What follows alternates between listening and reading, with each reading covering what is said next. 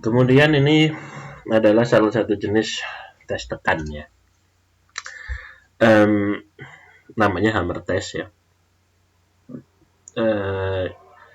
Perbedaan dengan tes tekan yang tadi ya, tes tekan yang sebelumnya itu adalah yang klasik ya, yang istilahnya destruktif ya. Maksudnya apa sih Pak destruktif? Destruktif artinya ketika kita menguji suatu material, kita mengujinya sampai rusak ya, itu namanya tes destruktif. Ternyata seiring perkembangan zaman mulai ada tes-tes yang namanya non-destruktif ya, yaitu tes untuk mengetahui batas kekuatan suatu material tanpa merusaknya ya. Jadi inilah kemudian yang perlu gitu ya, bahwa beton itu ketika sudah terpasang gitu ya, dimana kita mau tahu kekuatannya ya tanpa menghancurkannya, maka ada opsi lain ya dari tes-tes seperti itu, yaitu dengan yang namanya non-destruktif.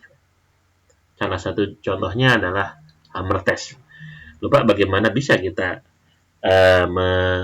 mengetahui batas ya, namanya juga batas ya, batas kekuatan. Harusnya ketika sesuatu itu dipaksa sampai kemudian dia tidak lagi sanggup menahan, ya dalam hal ini beban, ya harusnya itulah cara kita mengetahui batas gitu ya. Nah ini bagaimana kok kita bisa mengetahui batas tanpa dalam tanda kutip melampaui batas gitu ya. Bisa saja ya, karena ada juga pengaplikasian konsep-konsep teori gelombang ya. Jadi gelombang getaran itu bisa diaplikasikan untuk menilai kekerasan, kemudian kerapatan ya, sampai bahkan kekuatan gitu ya. Jadi memang pendekatannya benar-benar berbeda. Kalau yang cara uji tekan konvensional, ya sudah, tinggal kita konsentrasi sama beban aja, hancurkan dia sampai tidak bisa menahan beban lagi. Tapi kalau yang seperti ini, hammer ini, ya pendekatannya pakai teori-teori gelombang ya. Jadi gelombang itu memang eh, manfaatnya banyak ya, bisa untuk mengukur macam-macam. Ya kita tahu seperti contohnya sonar itu ya, mengukur kedalaman laut itu juga pakai gelombang, yang mana bisa gitu untuk mengetahui jarak suatu tempat ke tempat lain gitu loh ya. Sehingga ini juga bisa. Pertamanya dia ya mengukur kerapatannya gitu loh ya. Tapi tentu saja ada perbedaan gitu ya. Ada perbedaan, ada faktornya yang membuat hammer ini perlu dikonversi gitu ya, supaya sama dengan uji yang biasanya, uji yang destruktif gitu ya. Jadi intinya tes hammer ini adalah tes untuk menguji kuat tekan suatu material yang sudah terpasang, dalam hal ini beton ya, di dinding, kemudian di pilar-pilar bangunan ya. Itu kita tidak mungkin menghancurkannya gitu ya. Bagaimana bisa kita sudah bikin bangunan yang jadi, tapi kemudian kita hancurkan begitu ya. Nah, teknisnya seperti ini ya. Jadi bisa dilihat di ilustrasi gambar yang sebelah kanan ini bahwa orang ini sedang menguji dinding ya. Nah, menguji dinding. Nah,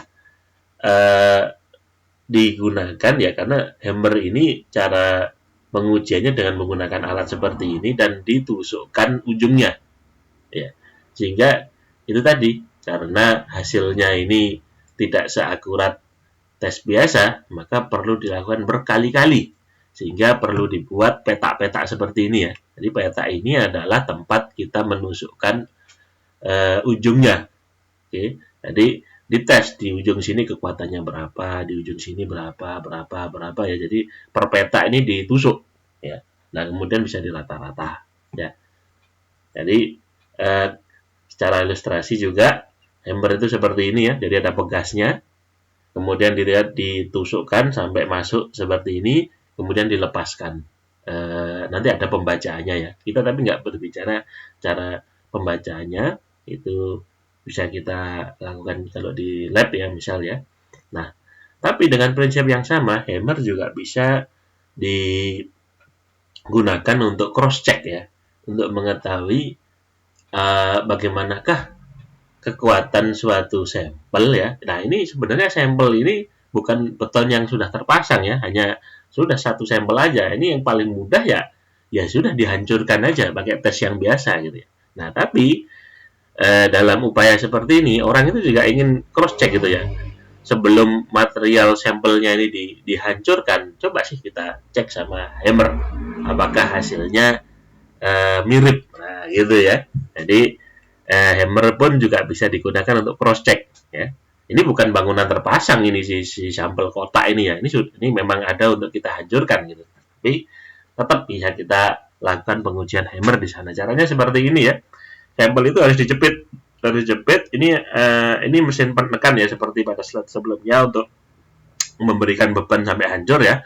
Ini perlu ditekan supaya ini nggak bergerak ya, supaya si sampel ini nggak bergerak. Kemudian baru ditusuk sama hammer beberapa kali ya. Jadi ini alternatif sebenarnya, cara alternatif untuk menguji suatu kuat tekan tanpa merusaknya. Jadi ada beberapa. Ya, tapi yang umum ini ya hammer. Tapi sekarang banyak ya. Prinsipnya sama, pakai prinsip gelombang. Oke, gelombang ultrasonik ya. Lanjut. Nah, ada juga namanya tes modulus elastisitas. Nah, ini sedikit berbeda ya. Kalau tes modulus elastisitas satuannya sama sebenarnya, meskipun satuan sama, modulus elastisitas berbeda dengan kuat tekan ya. Sebenarnya satuannya sama-sama kilogram per panjang kuadrat ya. Modulus merupakan hasil bagi tekanan dan regangan ya. Ya, jadi ada regangan. Sayangnya regangan ini tidak ada satuannya ya. Sehingga tekanan kalau dibagikan suatu bilangan yang nggak ada satuannya tetap kilogram per cm kuadrat ya. Sedangkan kuat tekan hanyalah gaya perluasan ya. Jadi beda, dibagi lagi sama regangan kalau modulus elastisitas itu. Makanya nilainya lebih besar. Karena regangan itu kecil sekali.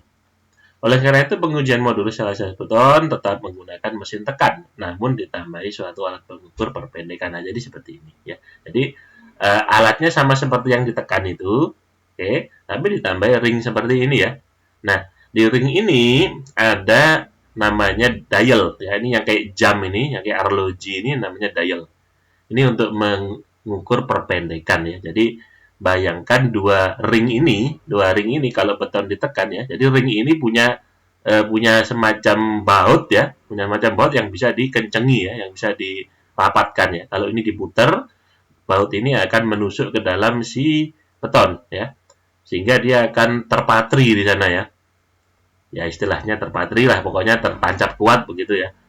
Nah, kalau kemudian dia turun ya, nanti kedua ring ini akan semakin mendekat. Nah, sehingga bisa dibaca itu perpendekannya berapa sih gitu ya. Nah, pada SNI bisa dihitung modulus elastisitas itu 4.700 kali akar efisiensi untuk beton normal. Namun nilai tersebut bisa juga diperoleh dengan pendekatan tes ya. Jadi untuk beton normal 4.700 kali efisiensi kita tahu adalah kuat tekan ya, kuat tekan si beton. Nah, modulus elastisitas itu adalah suatu angka di saat beton masih dalam keadaan elastis ya, elastis. Nah, elastisnya beton ini adalah area yang masih lurus ya. Jadi kurva tegangan beton itu kira-kira seperti ini. Oke. Ini saya rasa di SMA juga sudah disinggung antara tentang modulus elastisitas dan hukum Hooke ini ya. Nah, kemudian tarik garis yang menyinggung grafik itu, dan modulus elastisitas adalah tangannya ya. Hasil bagi antara panjang perpendekan di sini. Oke, jadi posisinya kalau di grafik tegangan-tegangan itu modulus elastisitas ada di tangannya ya, tangan atau garis singgung dari si kurva. Oke. Nah, ini sebenarnya juga tidak perlu dites sampai hancur. Ya, modulus elastis ini tidak perlu dites sampai hancur karena hancurnya beton tuh di sini ya, di titik puncak ini hancur dia. Sedangkan modulus elastisitas itu hanya sampai di sini saja ya, sampai di titik luluh istilahnya ya. Namanya titik luluh. Kemudian ini titik maksimal, kemudian putus. Maksudnya putus itu ya sudah betonnya tidak lagi berbentuk begitu ya. Di ini regangan, kemudian di sini tegangan ya. Atau titik kekuatan maksimalnya biasa juga disebut ultimate ya. Ultimate strength.